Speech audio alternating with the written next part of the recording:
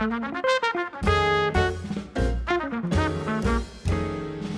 everyone. Welcome to Candid Creative Podcast with Manda and Lys. We're so glad you're here.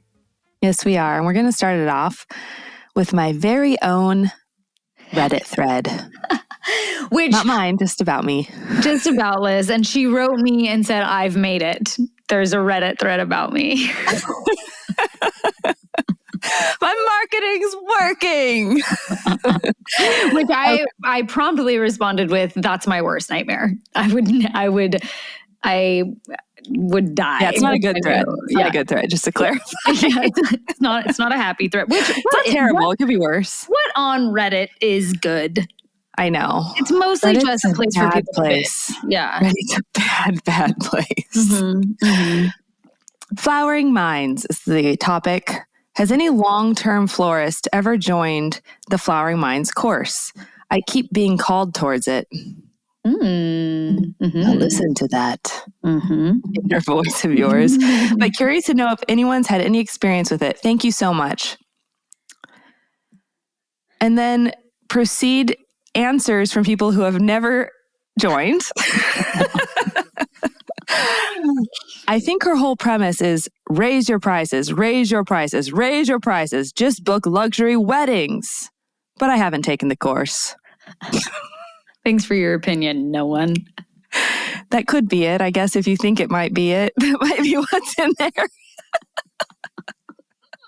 I'm just like, what brings someone to just guess what's in there and then tell you that they think that's what's in there? Also, in what way is that helpful? What do you... It's not. That's not what's in there. Exactly. The next, I feel constantly assaulted by her reels. Me too.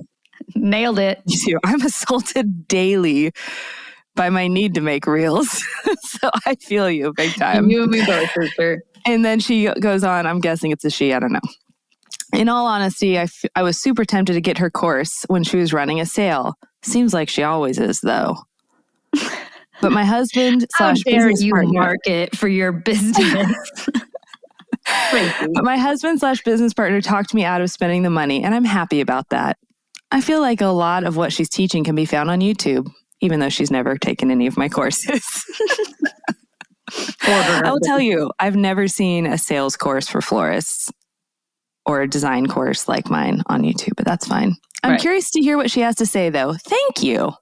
Thank you for You would have to spend money for that, but yeah. Thankfully, your husband stopped you. Yeah, indeed. Indeed. It's a good thing. I haven't. Another responder. I haven't. None of these people have. None of them, they just want to give opinions. However, I find her Instagram reels to be so annoying, LOL. What are you trying to learn from it?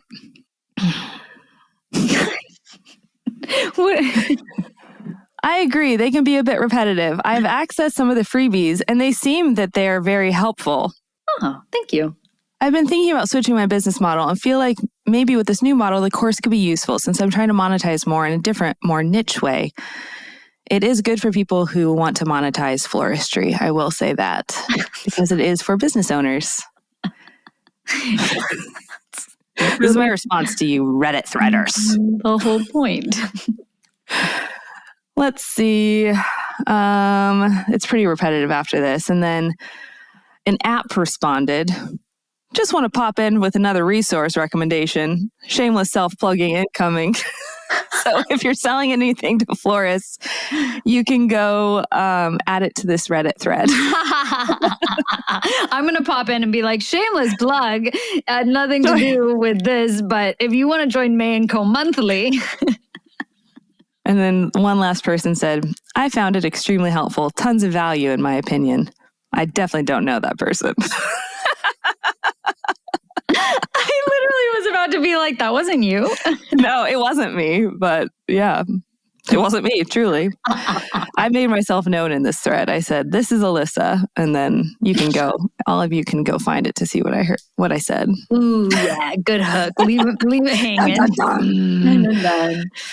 Feel free to air out your aggravations with me teaching floral business owners how to run a business. That's fine. Via Lay it all out on Reddit.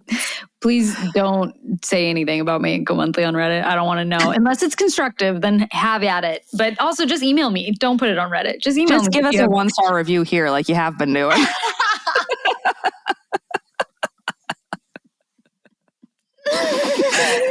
More of those would be great. Thank you so much. Anyway, I know like any kind of business coaching I give to people, if they're all ever like keeping quiet because they don't want to ruffle feathers or they don't want to aggravate people or they're worried whatever they want to teach or whatever they're passionate about is going to annoy people, the advice I'd give them is like, if you're doing a good job, it's going to be polarizing and people aren't going to like it. Yeah. But then other people are really going to like it. Mm-hmm. You don't want to be boring. You don't want to not have a Reddit thread. Right. You need to have a Reddit thread. Do we not want to, do we not want to have a Reddit thread? I'm not marketing hard enough if people aren't annoyed. So I've done my job here. Yeah.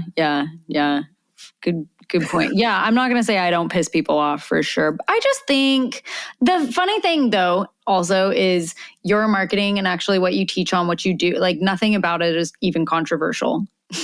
That's what I almost think is... It's repetitive. What I mean, because that's it has to be. It's the truth. Yeah, it's the truth. I'm not going to make random stuff up to say something different. I'm going to tell people how to grow their business and how to make money so they're not stressed about their bills, because what's the number one pain point of all wedding vendors? They don't make enough money. Yeah. Correct. So why would I not talk about that all the time? Because the minute you make enough money, you can focus on design and enjoying your life. Totally. Absolutely. So I will keep repeating myself. Yeah, absolutely. Hear. More power to you, sis. Thanks, sis. Also agreed. I just think it's so funny that I'm like, nothing about anything you post is even remotely offensive. Like I would definitely say potentially that I ruffle more feathers, though not on purpose. I think that you can like create polarizing material that is still like helpful. You know what I mean? And I think planners feel I think that might not be true. But I do think there's a lot of planners out there. Not everyone, okay? There's lots of good planners. There's also a lot of not good planners. Correct. And I think that which is why you exist, because you're helping people. You're like my favorite planner to work with. But there's definitely people out there who aren't, because planners are leaders. Right. And leadership is a skill. Right. And a lot of planners haven't honed their leadership skills. So then they become very hard to work with and for. Correct. And so I do think that your posts tend to ruffle more feathers just because the whole planner dynamic with relationship is something that's like more volatile in people's heads. No one really has to work with, like planners might have opinions about florists. I'm sure they do. Yeah.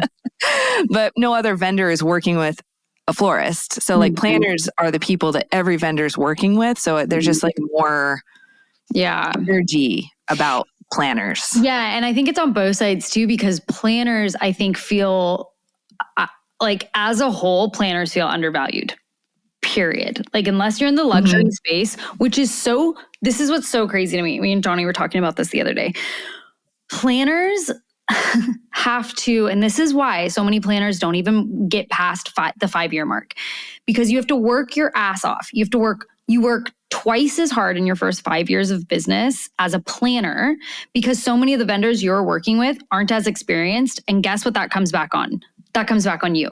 So like as a planner, you have to work 10 times as hard your first 5 years to essentially coordinate or manage a lot of inexperienced vendors. And then you get to the point where you've established yourself, or you're pricing yourself, or you've put in the time and the work and the energy. And now you're working with vendors who know what the fuck they're doing. And it's almost like you are doing these bigger jobs, and you should be, it's like your I don't want to say your work level goes down, because it kind of just shifts, but it's so interesting. In my opinion, planning is one of I can't think of another wedding profession where you have to work 10 times as hard, like just in your job, like just not marketing or anything, just you have to work 10 times harder in your first 5 years. And then you get to the point and the vendors you work with actually work a lot less. They do a shit job. And then at some point, the roles like reverse and you actually get to work like a normal amount because your vendors actually work a normal amount. It's like it levels out at some point. It's not like your vendors work harder than you at any point and then you get to be lazy. It's like planners work so effing hard because everything comes back on them no matter what in those 5 years or 4 years of starting your business because you're working with so many unexperienced people. And then you finally hit a level ground where now all the work you do gets to kind of stay the same. You don't have to work with people who don't know what they're doing anymore. Right. So your job almost becomes easier. And how messed up is that? And why planners just don't get any credit. I honestly feel like planners across the board are the least valued, especially for what they do. And to your point, unfortunately, a lot of the time that's because they get such a bad rap, because when you have power or you have leadership or you're supposed to be a leader, it can definitely go one of two ways. And there's definitely a lot of people out there who don't know how to manage teams and don't know how to, manage situations or whatnot, which really sucks because it gives them a bad rep. But I just think the planner industry in and of itself is like the least talked about, the most undervalued, the people, it's like the least tangible, like for other people. It's like not in your world. I know you're like, I know what the hell I do, but it's tangible to me. But like to clients, like, or other vendors, it's hard to understand everything that you do because it's not like you're delivering like flowers or a gallery. It's like an experience and it's hard to understand what goes into that. And looking back, I know I've mentioned this before on this podcast, but I was engaged before Brian and I never would have hired a planner. I needed one. I didn't really realize it. And I was like, I don't want to spend money on something that's getting me nothing. Totally. Like tangible handheld items. Yes. Yeah. And I just was throwing stuff together on my own and the wedding day never happened. I called it off. So I'll never know what of a disaster it would have been. In just the wedding sense, not the whole relationship sense. I know what I dodged there. I was going to say, we know what a disaster that would have been. Yeah. But just even myself, I've been completely clueless. Yeah. It's definitely interesting. And then I do feel like once planners get into the realm of not having to like fight for their value to be heard or to, once they get to that point, then they just don't care about fighting to get people to know. Cause it's like they only work with people who understand how valuable they are. There's this massive shift that happens. And again, I don't know if it happens in any other profession in the wedding industry, except for, at some point you start marketing to planners instead of couples, maybe, there's that shift. You're not having to fight for every sale. You're more just like, those are coming in through planners, which are like your recurring revenue machine in a way. Yeah. And I would say like more than anything, even though Mae Co Monthly is for like all wedding professionals, it's really about getting to that shift, like shifting your whole business into the point where you're not having to fight so hard. Fight everyone so hard. Fight planners, fight photographers, fight floor. Like it shouldn't feel that way. It's just crazy to me. The wedding industry as a whole, I have just so many theories and thoughts about it. We don't have to talk about it. Let's move in. I have one more thing to say. I just think that like also in these conversations, the waters can get so muddied because people are so... This is why I don't like to make a bunch of reels on Instagram. They're just like hating on the industry or like complaining about our jobs. Because it's so complicated. Like even when I talk about pricing, like you should be pricing profitably. And people are like, but my clients refuse to pay that. And then I look at their portfolio and I'm like, well, you shouldn't be charging that much at this skill level that you're at. Yeah. So it's like so complicated because I'm sure there's also planners who are like, yeah, Manda's right. But then they're not necessarily like providing the service or the leadership and stuff they need on their end, but they don't see that. So they just see vendors who are like disrespecting them or like not doing what they want them to do. And it's like, well, you're not really doing. So it's like such a complicated conversation to have with like a massive public, because everyone, there's so many nuances to why things aren't working out for you or why it's hard right now or whatever it is. So yes. All of that to say, I don't want a Reddit thread. So enjoy. Now you know what you're going to get. Okay, let's break into what we all came here for. Yeah. All right, so today we're going to talk about the traits that every creative entrepreneur needs to succeed, in our opinions, obviously. And, we started with this was going to be 4 traits that every creative needs. However, as we came to the table and we just briefly discussed what our individual takes were on this, we had one that overlapped a little bit. So we're giving you like 3.5 potentially traits that every creative we think needs to really actually succeed. Not just like start a business, not just run a business, but actually get to the point where you're succeeding. Because I think, obviously myself and Lys do a lot of coaching for businesses and have our memberships. And a lot of what we hear is, business owners struggling with it's just not happening, or I don't know what else to do because it's not working, I think is probably what we hear a lot. And so we wanted to talk about these huge traits that you really need to have individually in order to get you past those times where you feel like this just isn't working. Like nothing's working, nothing's happening, and I kind of just want to give up.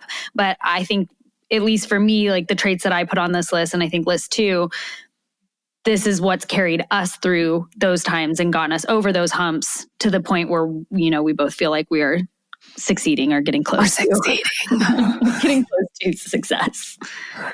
So Lys, what's your first one? Okay, so I'll talk about my first one, which is the one that overlaps with yours, and you could tell me your take. But the way I described this one was relentless belief. So this was like I thought, okay, I could say confidence, and we'll talk about that in a second, but I also, to me, it has to be relentless. It has to feel relentless. It has to feel like you're literally like white knuckling this belief, not in a way of like scarcity or something, but just in a way of like, no matter what comes my way, I'm not going to let go of this vision that I have of that this can happen. Because I've seen so many people come to me and they're like, no, I believe it can happen. I'm like, okay, well, do this thing every single day or do this thing every other day, this action, whether it's whatever, creating content, putting yourself out there. If you put yourself out there once a week for a year, or if you design for florists, if you create a new design, if you're like, I think I can do this, how do I do this? And I say, if you create a new design every single week for a year and you share it on Instagram, not only are you going to get better, but you're going to create brand awareness. Like there's literally no way that you can fail if you keep doing this for however long it takes. And there's so many people who just will not take the action. And what I see it as is like, if they truly thought like it's a guarantee that I'm going to succeed, then they would do it because they'd be like, I just want to get there. Or so I'm going to keep doing this thing. But they don't, because I truly don't think they have this like relentless belief that it is possible. It's inevitable if they keep going. So for me, like that's been one of the biggest traits that I have or that I have developed. I haven't always had this trait. I had to really get in my head about this for years to push through. And then I started seeing positive feedback and then I realized, okay, it is true. Like whatever I'm choosing to believe, it actually is true. So I'm going to keep going through, but you have to be relentless because there's so much that can get you down. Yeah. Like even now I'm struggling mentally with some business stuff, and just a slow season as everyone's having. And I definitely get in my head at times, but you again have to be relentless where you don't stay in that space. Yeah. Where you like continue to take action. Yeah. I like actually even listening to you talk about that more. I like the word belief over confidence because so when we talked about this, mine was essentially like unwavering confidence or borderline delusional confidence. And I think I do fully believe in that. And it's something that I talk about all the time is like, you have got to have confidence in what you're doing or what you're selling or what your goals are. You have to have the confidence that's going to happen. But I think it's interchangeable with belief. Like you have to believe in what you're doing, and you have to believe that you can get where you're going, and you have to believe that your prices are right, and you have to believe like that unwavering belief and confidence in those beliefs is what I think you have to have. And I put delusional because literally I feel like over the last year, there's been so many things in my business that I have had to be like, no, I will go down fighting. This is right. I know that I'm right. I know I can get where I want to get, or I know that this is the price that I absolutely have to be. I will not back down, to the point where I'm questioning my own sanity. Like, right. I'm like, you're like, I don't necessarily have proof for this yet, but I'm going to just totally. And I try to be self-aware, So I'm like, am I the crazy one? Am I crazy and I shouldn't be charging this? Is no one else charging this? Am I the crazy one who's trying to charge something no one's ever charged before? But then, I mean, a lot of what I do is, I think a lot of the decisions I make are based on logic and research and knowing, like, in my bones that I've made this decision for a specific reason. It wasn't on a whim. It wasn't because I felt a certain way. Like, I made it based on what I needed or what I wanted or what I studied or researched. And so I have so much confidence in what I've chosen to do or what I believe is possible that you can't pull me off of it. And I really do think you have to, because if that can get shaken easily, if someone can say something to you like, oh, well, so-and-so is only charging this much or something like that, and then you start questioning your prices, that's not believing that you can charge what you want to charge. And that's not having the delusional confidence that you've made the correct decision no matter what anyone says. And sometimes I think you have to be a little bit, it's not really delusional. Like you said this earlier, it's not really delusional, but it almost has to get to the point where you're on the edge of feeling like maybe it is, in order for you to really succeed to the level that you want to. I guarantee anyone listening to this has listened to or follows or anything that you think they have succeeded at one point or another, that person has thought they were crazy. Mm-hmm. Right? Oh, for sure. Yeah. And I would say, like, I thought it was interesting that you chose the word delusional, because that was my first observation of successful people. Mm-hmm. I was like, before I had really started a business, I was like, that person is delusional. Like, to get on this camera every day and talk about this, and they're barely even understanding what they're talking about. If it's something I knew about, I'm like, they're literally delusional. Yeah. But then they would succeed. Yeah. And I started saying that over and over again. And I remember telling Brian, I was like, I think I need to be delusional. Yeah. Like, and then it just happens. Mm-hmm. But then I just realized, so this might be a good point to people who are listening who like just can't believe, because I was like, I just can't see this, I can't see the big picture of like where I'm going and how this is going to work. Right. So I chose delusion. Mm-hmm. But then I got the positive feedback and succeeded in some areas. I was like, it wasn't delusion, but I did kind of have to like frame it that way to get here. And then it became like, and I feel like what you're describing is relentless belief. And it's almost like, it's like violent. Yes. It's like you wake up in the morning and you're like, I choose violence today. Yes, it is. I am going to believe in myself, like with blood on my hands. Yes. Like, that's the feeling you have to have. That's like relentless belief. Like, I can fucking do this. Yes. And like, no one is going to stop me. Yes. No fear is going to slow me down. I'm taking action today. I'm super uncomfortable and I don't fucking care. Yeah. Like, that's it. Exactly. You know how long that I've said that I'm going to be in Vogue? I've been saying that since like year 3. Okay. What planner in year 3 gets in Vogue unless they have some like stellar connection or whatever. And I'm, 9 years in and I'm still just like, any day now, any day it's going to happen. It's because it's like, it's not even, I won't even allow myself for a second to be like, I'm not good enough to make that happen. I'm like, whether or not anyone else thinks I am, I know I am. I just know I am. And I don't care if it's crazy sounding, and I don't care, it's relentless. I will literally get into not arguments, but if I get into a discussion with someone who even remotely questions, like, what I'm doing or how I plan to get there. I'm like, it's not, I will be a multimillionaire in the next 10 years. Those people are iced out by me because that creeps in because you do have to be relentless. And the last thing you need is someone like poisoning your brain and making it harder to be delusional. Just like, shut up. Like there is no space for that doubt here. Yes. But I'm doing everything I can to fight whatever doubt exists in me. And I don't need more of it. Yes. And I think that's part of, I always talk about like putting on blinders. And you talk about oftentimes like not letting thoughts in that don't serve you positively. And so that's also part of that is I'm like, if I have to stay so confident and believe relentlessly in what I'm trying to achieve that I have to like block everything else out.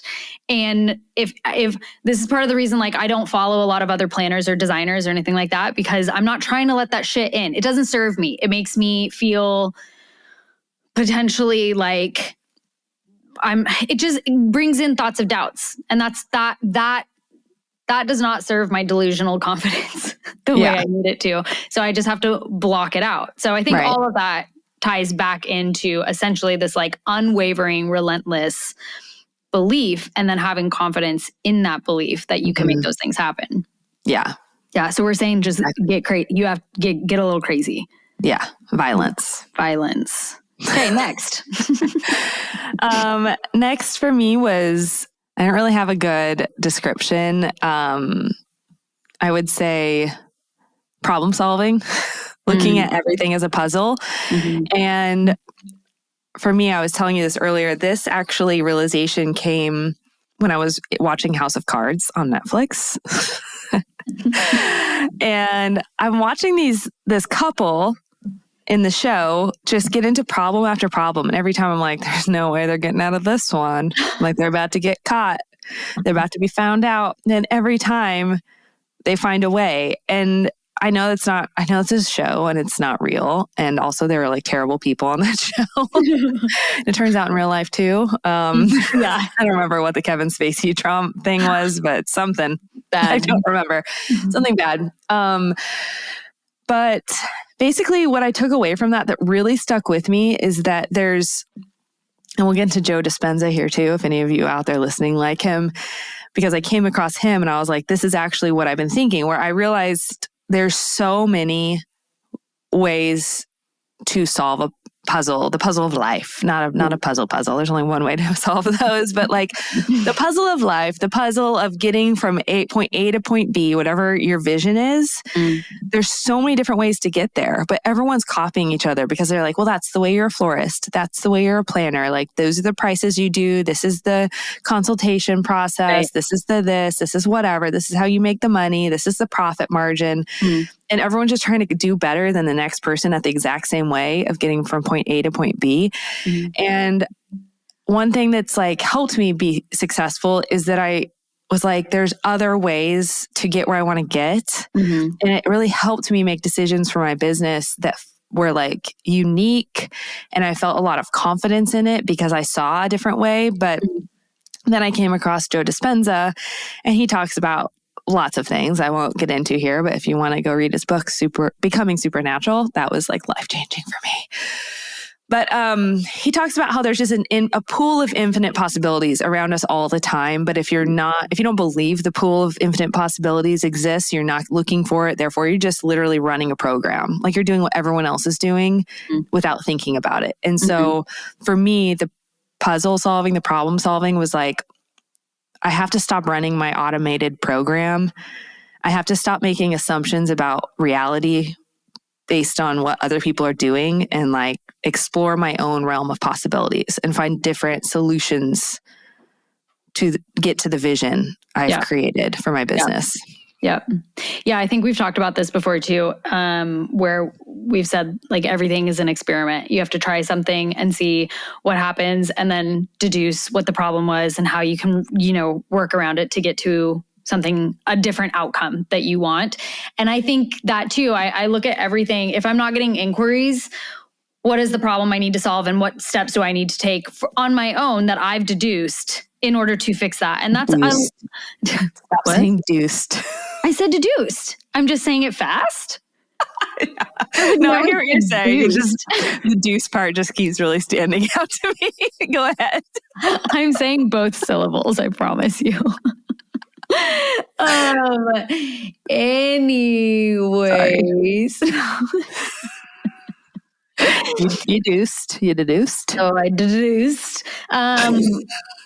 Anyways, I think you can solve pretty much any problem within your business and within your life. And I actually think that takes a lot of panic out of things too, when that's your go-to, instead of letting yourself sit in negative emotions or negative thoughts or panic or whatever it is. To me, this is kind of like rules to live by in your life. Is the first thing you should always go to is, how can I solve this? Like what is the problem here? And what do I need to do? What are the steps I need to take to solve it? And that's something you can literally live by in your life and in your business. You can solve anything. Problem solving is one of the number one, to your point and the point of this entire podcast, the number one thing that I think oftentimes is lacking in business owners that would create the difference between success and not success. Right. And it's the ability to let go of all of your assumptions, to look for those solutions that are out of the box. It can be tricky, but at the end of the day, it keeps you out of victim mentality too, to just be like, how do I solve this? Right. Like, there is a solution. If you're like, there's 100% a solution, I will literally lay in bed and stare at my ceiling, and I'll be going through, I'm like, my brain just can't think of it because I'm making assumptions about reality. Right. And I'm so used to thinking a certain way that I have to like figure out, what thoughts do I have to undo right now, so that I can see a different solution. And I'll just literally lay in bed and stare at the ceiling going through these things until I'm like, got it. I'm going to go try it. And it takes practice, but it's pretty magical when your brain comes up with new solutions that other people, again, will think you're crazy. And then you have to have relentless belief that you know, these solutions could work. Correct. Yes, exactly. My other one was consistency, which I realize is fairly vague and also something that is really easy to brush off as like, yeah, I know. But I think that this also circles back to belief, because I think if you believe in what you're doing and you believe in your product, or you believe in what you're selling or what you're trying to achieve or whatever it is, then consistency honestly isn't a problem. Like, you know that you have to stick with it, and that's what it is. I think a lot of the people too who own their own business probably are motivated by achievement in one form or another. And so if they're not seeing that, then they can get really bogged down, and then they can give up. But I think a huge key to success is that there's going to be years where you do not move the needle. There's going to be, sometimes you put a plan in place, it won't take effect for 4 years. What are you going to do for 4 years if you don't see some kind of achievement or some kind of number, you know, that you're hoping to see, whatever it is?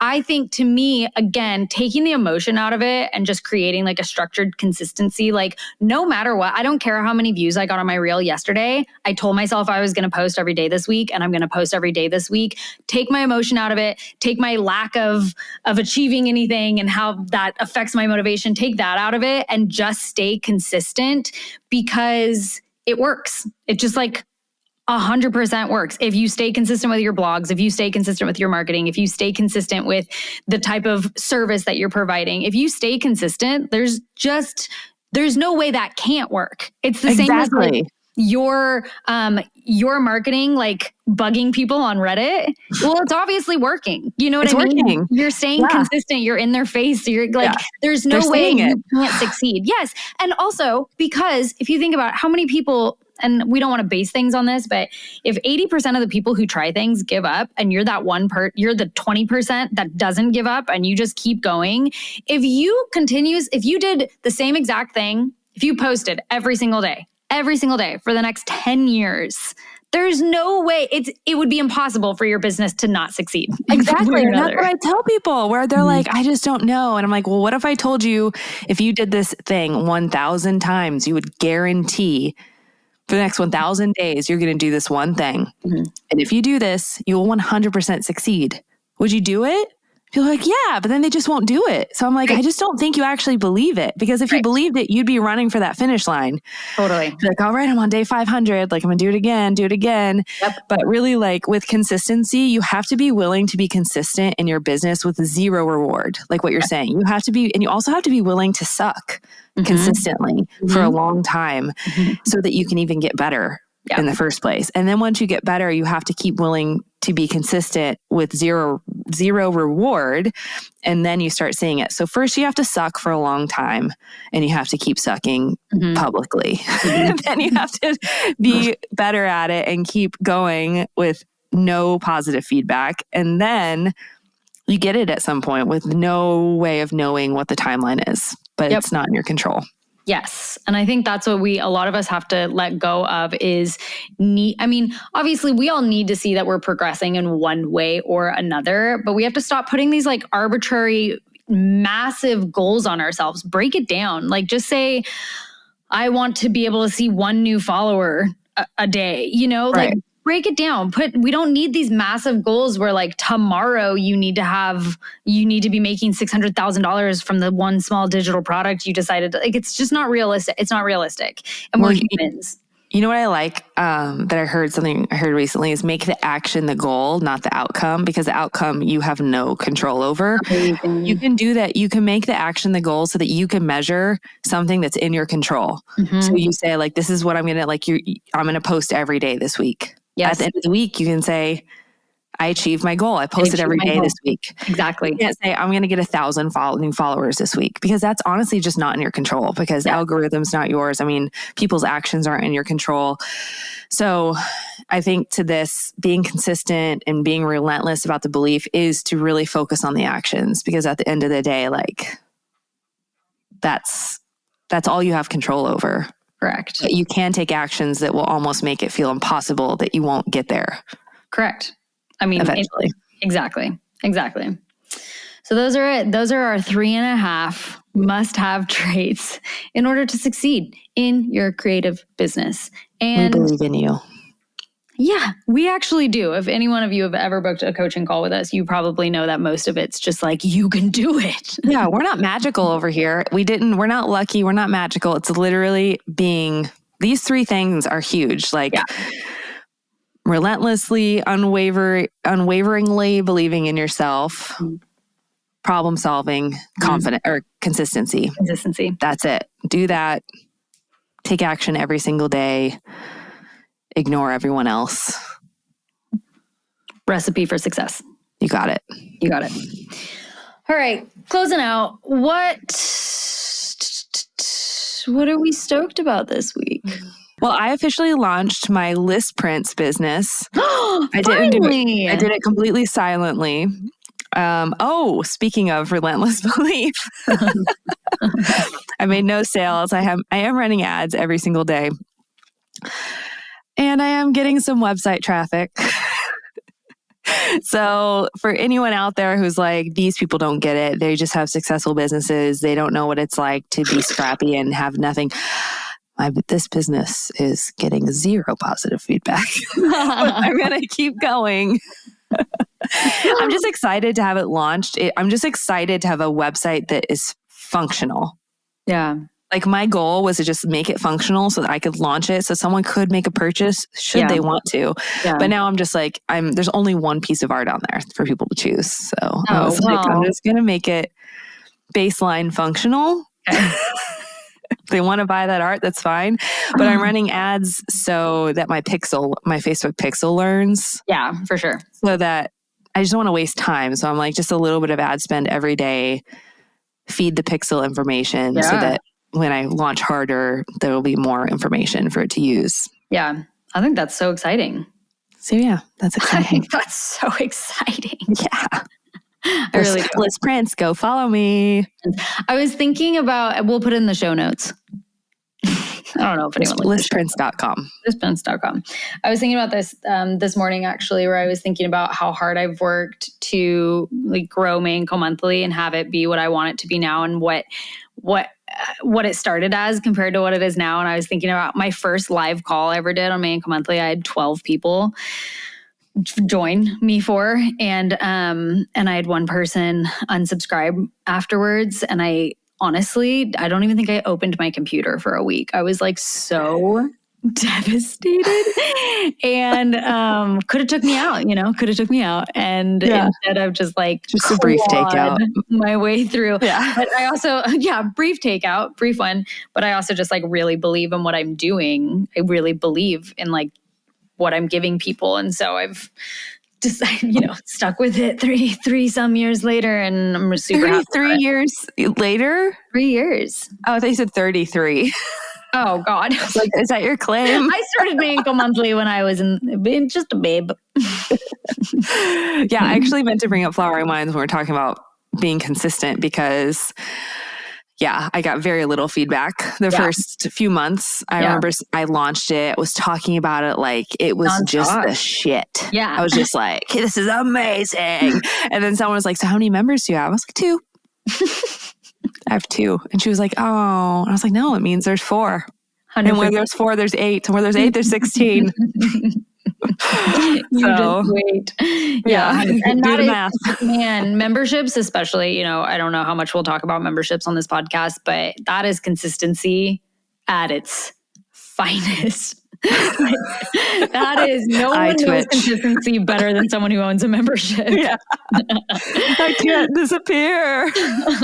It's killer. I do disappear for, a week or so. Yeah, you do. But you do that sometimes. And I'm impressed that I don't feel like you've disappeared. I follow Flowering Minds consistently, and you'll disappear and then you'll show back up. And I'm like, she just hasn't been gone at all.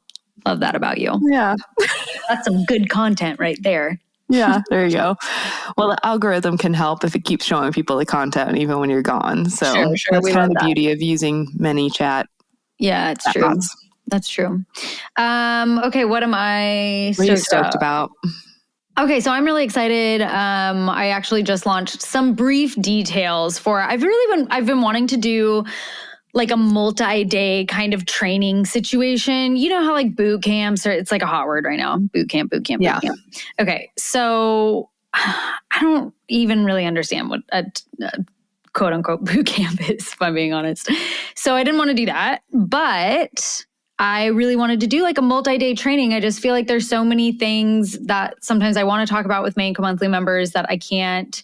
I can definitely come out with courses, but sometimes I want it to be more topical, And I feel like this year specifically, we're all kind of dealing with how to get more traffic and how to pick up on the new algorithms and how to deal with Reels and ManyChat and social media and landing pages. And these are all things that are always important. But I feel like this year, especially with trying to figure out what's happening with inflation and where things are going. And I think things are picking back up for 2025, but we don't know what's going to happen in 2026. So I know.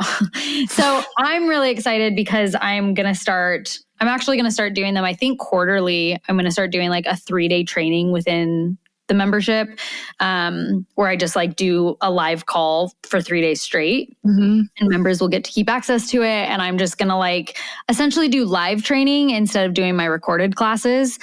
And they're going to be way longer. I mean, they're each going to be an hour instead of my 20-minute classes. So I'm just really excited. And basically in July, I'm going to be doing a 3-day online presence one. Again, try to come up with a catchy name for it. And I was like, but that's what it is. It's your online presence. I don't have another term for that. So I'm going to be going through all website and then all Instagram and then blogs specifically, website flow, blog flow, Instagram flow, and essentially just, again, problem solving. Going back to that, I think if you're not getting inquiries or things are slow, whatever, we can do something to fix it. There's always something we can do. Yeah. So I'm really excited to dive back into online presence, which isn't something I've talked about for a while. And so I'm pretty pumped about that. I'm writing the syllabus for it right now. And I'm glad that I have 6 weeks to write the syllabus for it. That's awesome. Yeah, I'm pretty pumped. Cool. Pretty pumped about that. So that's that. That's exciting. Yeah. That's some good value right there. I think so too. Yeah. Oh, I think so too. Okay. Bye-bye. All right. Well, this has been fun. This is a long episode. I hope everyone enjoyed it. And hey, you guys, if you have questions, comments, concerns, things, anything you want us to talk about, give us 5 stars. Give us 5 stars. If you want to talk about anything, give us 5 stars. If you like our podcast, it really helps us out if you give us 5 stars. So if you don't like it, give us 5 stars. If you don't like it, also give us 5 stars. And so if you could just give us 5 stars, that would be preferred. And if you have anything you want us to talk about, feel free to drop us a line on Candid Creative Podcast on Instagrams and or email us. Either or and, post about it anonymously on my Reddit thread. Or do that. Or do that. I'm going to start using that as marketing. I'm going to start marketing to all those people. I love that. Good. Start posting my reels on there. Good plan. It's also delusional. Yeah. All right. That's it for now. Goodbye. Bye, everyone.